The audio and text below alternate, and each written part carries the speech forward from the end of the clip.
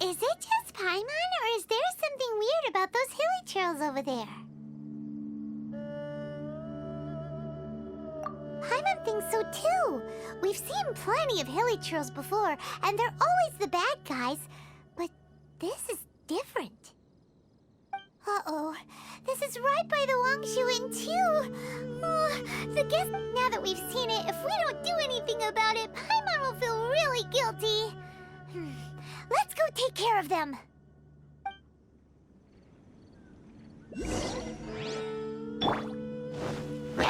Stabilize! Ah! Ah! Useless!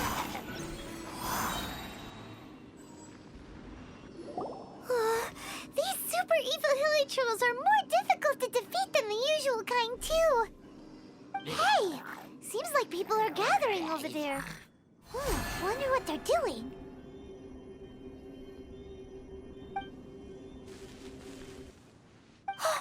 Whoa! See that guy in the mask? He scared off all the hilly trolls. Oh, you mean like Xiao? Now that you mention it, this guy's mask is kind of similar to the one that he wears. But the magic he was using seemed even more adeptus-y than Xiao's. Shall we go say hi?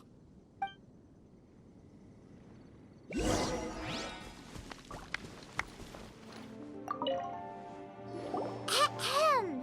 Hello. Allow us to introduce ourselves. This is... Please, if you're here to thank me, there's no need. Cleansing the world of evil is the duty of the Adepti. Think nothing of it. I certainly don't. Wait, who are you? One had assumed you were followers, but on closer inspection, it seems that we have not met. My name's Paimon, and this is my sidekick. Then it is right that our paths coincide. One too shall introduce oneself, for it is good manners to comply. The one before you is the Adeptus, Master of Stars, though one is better known to one's followers as Star Snatcher. One descended from one's mountain abode to cleanse the world of evil, whereupon fate saw fit that our paths should cross. Now, tell me that which you wish for. Our wishes? Paimon thought that the Adepti and Leela were just really good in battle. You mean you can grant people's wishes too? There are different levels of Adepti. Are not the stars loftier than the mountains, clouds, and moon? Yet, it is unbecoming of an Adepti to boast of one's powers. One would have you first speak to one's followers, and only then make your verdict. Sure, you have to make some sacrifices if you seek help from an Adeptus like the Master of Stars. I had to give a few antiques as offerings. But my father's life is worth much more than a few old relics, right? It didn't come cheap, of course, but then soliciting the services of a god is a monumental affair. Just look at the Rite of Dissension. So I can accept it, but I doubt that most from outside of Liyue would be willing to. I'm so overjoyed that I gave a portion of my wedding budget to the Master of Stars as an offering. After all, if not for him, I wouldn't be getting my fiancé back, in which case I wouldn't need it anyway. What do you think? One's adherents may exaggerate a little, but they speak from the heart. Surely you jest. There was once a senior Adeptus, Xie Wuliang, known to the people as Liangzi. He said this: all things are connected. That which mortals call imagination is merely the bridge betwixt the spiritual and the material. In other words, their wishes are already on the path of transitioning into reality. Does this make things clearer?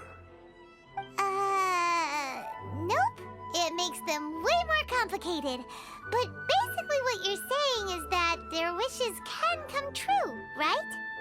Indeed. You are perceptive, my diminutive friend.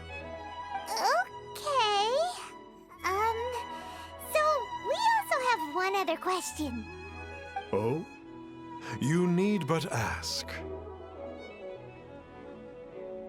One wanders among mortals, doing good and cleansing evil.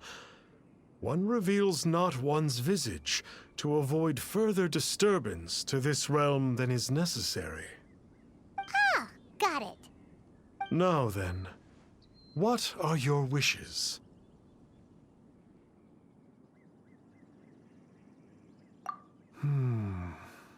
One senses that a tragic tale lies behind this wish. So be it. This wish is not beyond one's power to grant. But first, one must see some proof of your faith. What's that supposed to mean? The way of the Adepti cannot be grasped from words alone. One must seek the profound truths that lie beyond them. Should you fail to perceive one's hidden meaning, then regrettably, one may lend you no aid. What do we do? Paimon doesn't understand him at all. Oh, that's right! Some of those believers mentioned that they had to pay a pretty sum for the Adeptus' help, didn't they? Well, Paimon's not forking over any Mora, and we don't have anything valuable enough on us. You don't even have a vision.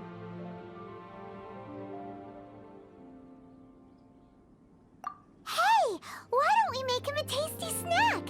No one can resist the temptation of good food, can they? Yep, a tasty snack is sure to work. Why don't we head over to Wanwen Bookhouse and see if they got any new recipes in?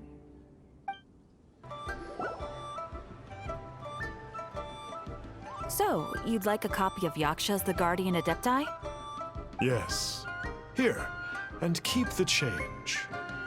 Oh, aren't you generous? Thank you for your patronage.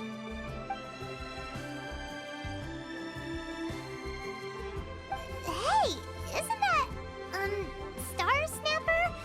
What a coincidence running into him again! Did you hear the name of the book he just bought? Was it Yaksha's The Guardian Adepti? Well, anyway, it was definitely a book about the Adepti. Why would an Adeptus want to buy a book about himself? Really? What's so fishy about him?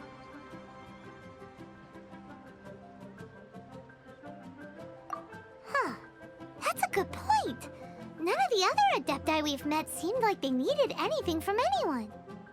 Paimon thinks we should check out that book.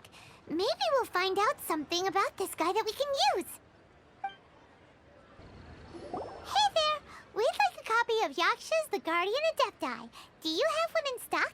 Huh. Since when did that old chestnut become a bestseller? You're a rare breed of youngster if this is what you like to read. But you should be able to find a copy somewhere on that shelf over there.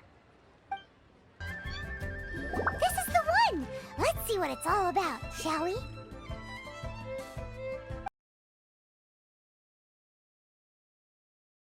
It's about the Yakshas, a group of Adepti who defend Lyra. Seems like a pretty niche topic. Was there anything that stood out to you?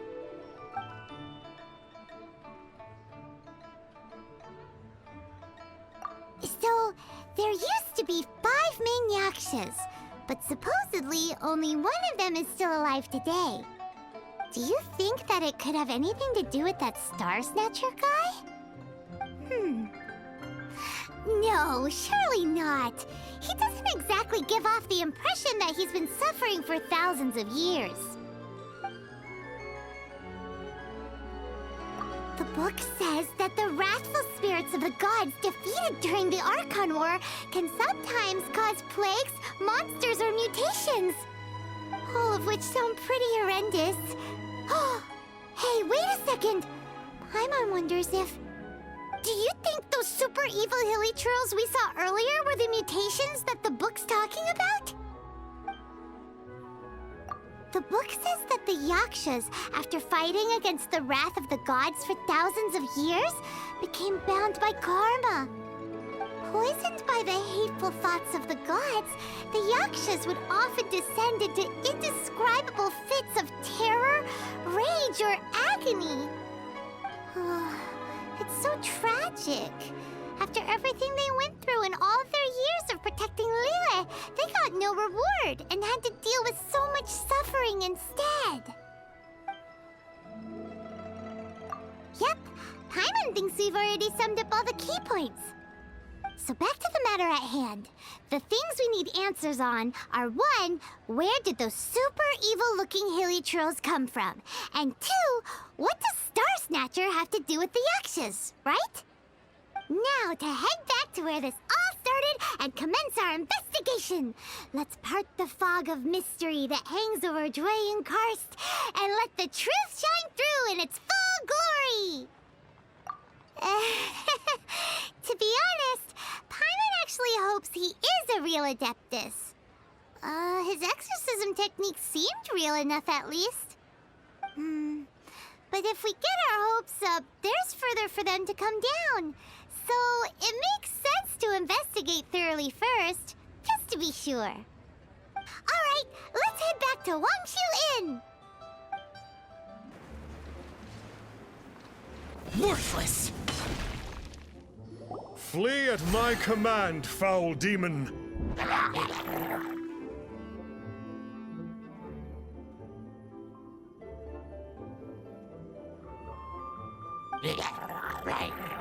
Flee! Why won't you flee?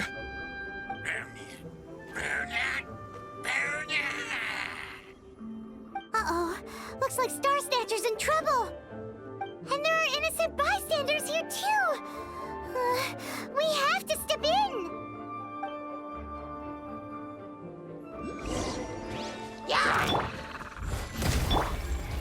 Gather!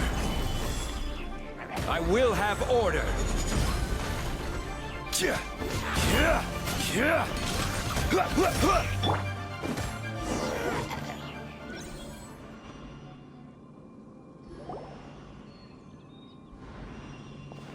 Oh, I don't get it. Why didn't the Sigil of Permission do anything? Has the evil aura of these hilly churls grown in intensity? Sigil of Permission, huh? Now why does that sound familiar?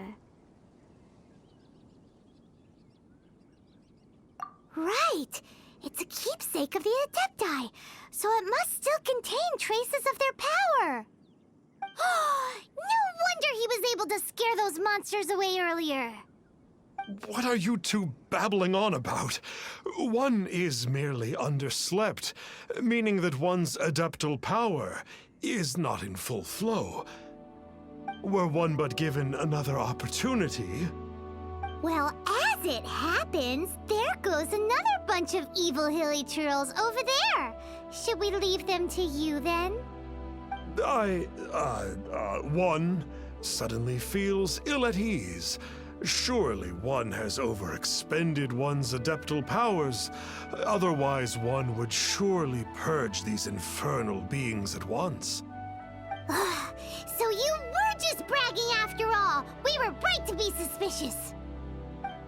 Come on, Traveler. Looks like it's up to us. Use your elemental sight and hunt them down! Oh, it's that Conqueror of Demons again! No wonder. Paimon was just wondering who could have made such short work of these hilly churls. Let's see what a real Adeptus has to say about all this. It's you. I remember you. I was purging some living beings that had been tainted by the demonic. It would appear that I have caused you some trouble. Huh? He isn't usually this polite. What's going on? But you are exorcising demons. How is that causing trouble? That is because the changes that occurred in these monsters stem from me. Or more precisely, from the karma I have accumulated. Mutations? Karma? Does that mean... Yeah! Paimon remembers that Xiao is also called the Vigilant Yaksha, isn't he? So that means... Oh... Poor Xiao!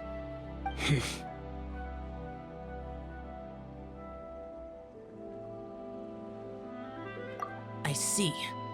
You must mean that piece of literati fan fiction from a few hundred years ago. All things are impermanent, and to exist is to suffer. We Yakshas have no need of sympathy or tears. My comrades who have passed on would see your tears as a stain upon their legacy. Oh, I'm sorry. It matters not. In any case, I am on my way to purge a cavern of demonic influence, so we shall part ways here. Wait! Take us with you! We'll be a big help! Paimon promises! No need. I am used to fighting alone. And in any case, these mutations originated from me to begin with. Well then... Oh! Consider it Paimon's penance for being accidentally rude just now. Please? Well, come on then. So, Xiao, you've been suffering from the bad karma all this time? Suffering is my price to pay for eons of endless slaughter. I have come to accept this. But in recent years, other living things have suffered, when the burden should be mine alone to bear. I must reflect on this.